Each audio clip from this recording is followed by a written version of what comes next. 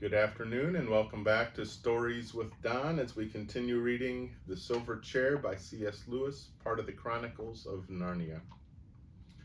Today, excuse me, today we are on chapter 8 and it is entitled The House of Harfang. Go on, Pole, do your stuff, whispered Scrub. Jill found that her mouth was so dry that she couldn't speak a word. She nodded savagely at Scrub. Thinking to himself that he would never forgive her, or Puddleglum either, Scrub licked his lips and shouted up to the king giant. If you please, sire, the lady of the green kirtle salutes you by us and said you'd like to have us for your autumn feast. The giant king and queen looked at each other, nodded to each other, and smiled in a way that Jill didn't exactly like. She liked the king better than the queen. He had a fine curled beard and a straight eagle-like nose and was really rather good-looking as giants go. The queen was dreadfully fat and had a double chin and a fat, powdered face, which isn't a very nice thing at the best of times, and of course looks much worse when it's 10 times too big. Then the king put out his tongue and licked his lips. Anyone might do that, but his tongue was so very large and red and came out so unexpectedly that it gave Jill quite a shock. Oh, what good children, said the queen. Perhaps she's the nice one after all, thought Jill. Yes, indeed, said the king. Quite excellent children. We welcome you to our court. Give me your hands. He stretched down his great right hand, very clean and with any number of rings on the fingers, and also with terrible pointed nails. He was much too big to shake the hands with the children in turn. He was much too big to shake the hands which the children in turn held up to him, but he shook their arms. And what's that? Asked the king, pointing to Puddleglum. Respectable, said the Puddleglum. Oh, screamed the queen, gathering her skirts close about her ankles. That horrid thing, it's alive. He's quite all right, your majesty, really he is, said Scrub hastily. You'll like him much better when you get to know him. I'm sure you will. I hope you won't lose all interest in Jill for the rest of the book if I tell you that at this moment she began to cry. There was a good deal of excuse for her. Her feet and hands and ears and nose were still only just beginning to thaw. Melted snow was trickling off her clothes. She had hardly anything to eat or drink that day, and her legs were aching, so she felt she could not go on standing much longer. Anyway, it did more good at the moment than anything else would have done, for the queen said, let's see here. The poor child. My lord, we do wrong to keep our guests standing. Quick, some of you, take them away. Give them food and wine and baths. Comfort the little girl. Give her lollipops. Give her dolls. Give her physics. Give her all you can think of. Possets and comfits and caraways and lullabies and toys. Don't cry, little girl, or you won't be good for anything when the feast comes. Here's a picture of the king and queen with the kids and Puddleglum at their feet.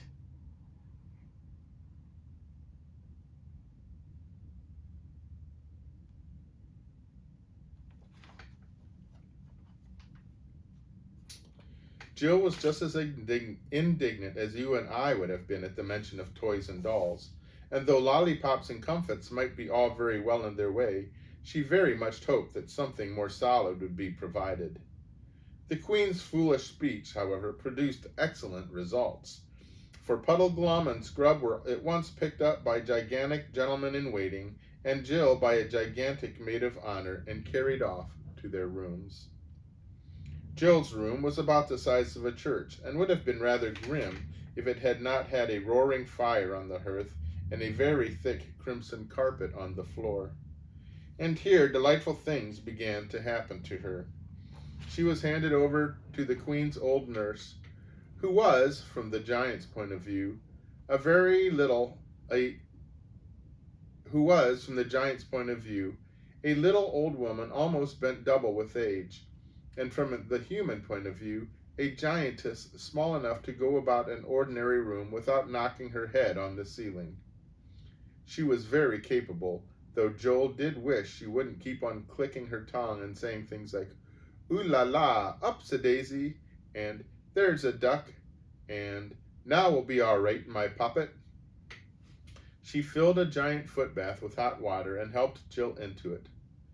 If you can swim, as Jill could, a giant bath is a lovely thing. And giant towels, though a bit rough and coarse, are lovely too, because there are acres of them. In fact, you don't need to dry at all, you just roll about on them in front of the fire and enjoy yourself. And when that was over, clean, fresh, warm clothes were put on Jill. Very splendid clothes and a little too big for her, but clearly made for humans, not giantesses. I suppose if that woman in the green kirtle comes here, they must be used to guests of our size, thought Jill. She soon saw that she was right about this, for a table and chair of the right height for an ordinary grown-up human were placed for her, and the knives and forks and spoons were the proper size too. It was delightful to sit down, feeling warm and clean at last. Her feet were still bare, and it was lovely to tread on the giant carpet. She sank in it well over her ankles, and it was just the thing for sore feet. The meal, which I suppose we must call dinner, though it was nearer tea time, was cock-a-leeky soup, and hot roast turkey, and a steamed pudding, and roast chestnuts, and as much fruit as you could eat. The only annoying thing was that the nurse kept coming in and out, and every time she came in, she brought a gigantic toy with her, a huge doll bigger than Jill herself, a wooden horse on wheels about the size of an elephant, a drum that looked like a young gasometer, and a woolly lamb. They were crude, badly made things, painted in very bright colors, and Jill hated the sight of them. She kept on telling the nurse she didn't want them, but the nurse said, "Tut, tut, tut, tut. You'll want 'em all right when you've had a bit of rest, I know. Tee-hee-hee. Betty bye now, a precious poppet." The bed was not a giant bed, but only a big four-poster, like what you might see in an old-fashioned hotel, and very small it looked in that enormous room. She was very glad to tumble into it. "Is it still raining, nurse?" she asked sleepily. "No, raining now, ducky," said the giantess. "Rain'll wash away all the nasty snow. Precious poppet will be able to go out and play tomorrow." And she tucked Jill up and said good night. I know nothing so disagreeable as being kissed by a giantess. Jill thought the same, but was asleep in 5 minutes. The rain fell steadily all that evening and all the next, dashing against the windows of the castle, and Jill never heard it, but slept deeply, past supper time and past midnight. And then came the deadest hour of the night, and nothing stirred but mice in the house of the giants. At that hour there came to Jill a dream. It seemed to her that she woke in the same room and saw the fire sunk low and red, and in the firelight the great wooden horse. And the horse came of its own will, rolling on its wheels across the carpet, and stood at her head. And now it was no longer a horse, but a lion, as big as the horse. And then it was not a toy lion, but a real lion. The real lion, just as she had seen him on the mountain beyond the world's end. And a smell of all sweet-smelling things that are filled the room. And a smell of all sweet-smelling things there are filled the room. There was some trouble in Jill's mind, though she could not think what it was, and the tears streamed down her face and wet the pillow. The lion told her to repeat the signs, and she found that she had forgotten them all. At that, a great horror came up over her, and Aslan took her up in his jaws. She could feel his lips and his breath, but not his teeth, and carried her to the window and made her look out. The moon shone bright, and written in 6 letters across the world, or the sky, she did not know which, were the words, "Under me." After that, the dream faded away, and when she awoke very late next morning, she did not remember that she had dreamed at all. She was up and dressed and had finished breakfast in front of the fire when the nurse opened the door and said, "Here's pretty Poppet's little friends come to play with her." In came Scrub and the Marshwiggle. "Hello, good morning," said Jill. "Isn't this fun? I've slept about 15 hours, I believe. I do feel better, don't you?" "I do," said Scrub, "but Puddleglum says he has a headache." "Hello, your window has a window seat. If we got up on that, we could see out." And at once they all did so, and at the first glance, Jill said, "Oh, how perfectly dreadful." The sun was shining, and except for a few drifts, the snow had been almost completely washed away by the rain. Down below them, spread out like a map, lay the flat hilltop which they had struggled over yesterday afternoon. Seen from the castle, it could not be mistaken for anything but the ruins of a gigantic city. It had been flat, as Jill now saw, because it was still, on the whole, paved, though in places the pavement was broken. The criss-cross banks were what was left of the walls of huge buildings which might once have been giants' palaces and temples. One bit of wall, about 500 feet high, was still standing. It was that which she had thought was a cliff. The things that had looked like factory chimneys were enormous pillars, broken off at unequal heights. Their fragments lay at their bases like felled trees of monstrous stone. The ledges which they had climbed down on the north side of the hill, and also no doubt the other ledges which they had climbed up on the south side, were the remaining steps of giant stairs. To crown all, in large dark lettering under the center of the pavement, ran the words, "Under me." The three travelers looked at each other in dismay, and after a short whistle, Scrub said what they were all thinking. The second and third signs, muffed. And at that moment, Jill's dream rushed back into her mind. "It's all my fault," she said in despairing tones. I'd giving up repeating the signs every night. If I'd been thinking about them, I could have seen it was in the city, even in all that snow." "I'm worse," said Puddleglum. "I did see, or nearly. I thought it looked uncommonly like a ruined city." "You're the only one who isn't to blame," said Scrub. "You did try to make us stop." "Didn't try hard enough, though," said the Marshwiggle. "And I'd no call to be trying. I ought to have done it. As if I couldn't have stopped you two with one hand each." "The truth is," said Scrub, "we were so jolly keen on getting to this place that we weren't bothering about anything else. At least I know I was. Ever since we met that woman with the knight who didn't talk, we've been thinking about nothing else. We'd nearly forgotten about Prince Rilian." "I shouldn't wonder," said Puddleglum, "if that wasn't exactly what she intended." "What I don't quite understand," said Jill, "is how we didn't see the lettering. Or could it have come there since last night? Could he, Aslan, have put it there in the night? I had such a queer dream," and she told them all about it. "Why, you clump," said Scrub, "we did see it. We got into the lettering. Don't you see? We got into the letter E in me. That was your sunk lane.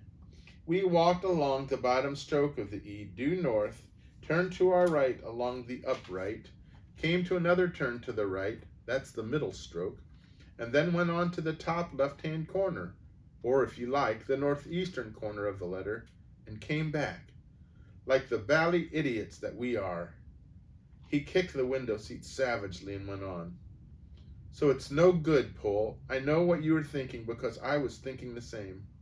You were thinking how nice it would have been if Aslan hadn't put the instructions on the stone of the ruined city till after we'd passed it, and then it wouldn't have been his fault. And then it would have been his fault, not ours. So likely, isn't it? No. We must just own up. We've only 4 signs to go by, and we've muffed the first 3. "You mean I have," said Jill. "It's quite true. I've spoiled everything ever since you brought me here. All the same, I'm frightfully sorry and all that. All the same, what are the instructions? Under me doesn't seem to make much sense." "Yes, it does, though," thought Puddleglum. "It means we've got to look for the prince under that city." "But how can we?" said Jill. "That's the question," said Puddleglum, rubbing his big frog-like hands together. How can we now? No doubt if we'd had our minds on our job when we were at the ruinous city, we'd have been shown how, found a little door or a cave or a tunnel, met someone to help us. Might have been, you never know, Aslan himself. We'd have gotten down under those paving stones somehow or other. Aslan's instructions always work. There are no exceptions. But how to do it now, that's another matter. Well, we shall just have to go back, I suppose, said Jill. Easy, isn't it, said Puddleglum. We might try opening that door to begin with. And they all looked at the door and saw that none of them could reach the handle, and that almost certainly no one could turn it if they did. Do you think they won't let us out if we ask? Said Jill. And nobody said, but everyone thought, supposing they don't. It was not a pleasant idea. Puddleglum was dead against any idea of telling the giants their real business and simply asking to be let out. And of course the children couldn't tell without his permission because they had promised. And all three felt pretty sure that there would be no chance of escaping from the castle by night. Once they were in their rooms with the door shut, they would be prisoners till morning. They might, of course, ask to have their doors left open, but that would rouse suspicion. Our only chance, said Scrub, is to try to sneak out by daylight. Mightn't there be an hour in the afternoon when most of the giants are asleep? And if we could steal down into the kitchen, mightn't there be a back door open? It's hardly what I call a chance, said the Marshwiggle, but it's all the chance we're likely to get. As a matter of fact, Scrub's plan was not quite so hopeless as you might think. If you want to get out of a house without being seen, If you want to get out of a house without being seen, the middle of the afternoon is, in some ways, a better time to try it than the middle of the night. Doors and windows are more likely to be open, and if you are caught, you can always pretend you weren't meaning to go far and had no particular plans. It is very hard to make either giants or grown-ups believe this if you're found climbing out of a bedroom window at 1 o'clock in the morning. We must put them off their guard, though, said Scrub. We must pretend we love being here and are longing for this autumn feast. That's tomorrow night, said Puddleglum. I heard one of them say so. I see, said Jill. We must pretend to be awfully excited about it and keep on asking questions. They think we're absolute infants anyway, which will make it easier. Gay, said Puddleglum with a deep sigh. That's what we've got to be, gay. As if we hadn't a care in the world. Frolicsome. You two youngsters have always got very high spirits, I've noticed. You must watch me and do as I'll do. I'll be gay. Like this. And he assumed a ghastly grin. And frolicsome. Here he cut a most mournful caper. You'll soon get into it if you keep your eyes on me. They think I'm a funny fellow already, you see. I dare say you two thought I was a trifle tipsy last night, but I do assure you it was, well, most of it was, a put-on. I had an idea it would come in useful somehow. The children, when they talked over their adventures afterward, could never feel sure whether the last statement was quite strictly true, but they were sure that Puddleglum thought it was true when he made it. All right, gay's the word, said Scrub. Now if we could only get someone to open this door. While we're fooling about and being gay, we've got to find out all we can about this castle. Luckily at that moment the door opened and the giant nurse bustled in, saying, Now, my poppets, like to come and see the king and all the court setting out on the hunting? Such a pretty sight. They lost no time in rushing out past her and climbing down the first staircase they came to. The noise of hounds and horns and giant voices guided them, so that in a few minutes they reached the courtyards. The giants were all on foot, for there are no giant horses in that part of the world, and the giants' hunting is done on foot, like beagling in England. The hounds also were of enormous. The hounds The hounds also were of normal size. When Jill saw that there were no horses, she was at first dreadfully disappointed, for she felt sure that the great fat queen would never go after hounds on foot, and it would never do to have her about the house all day. But then she saw the queen in a kind of litter supported on the shoulders of 6 young giants. The silly old creature was all got up in green and had a horn at her side. Here's a picture of the queen on her litter.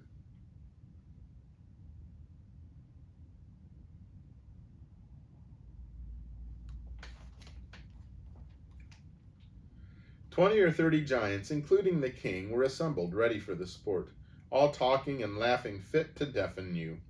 And down below, near Jill's level, were the wagging tails and barking and loose, slobbery mouths and noses of dogs thrust into your hand.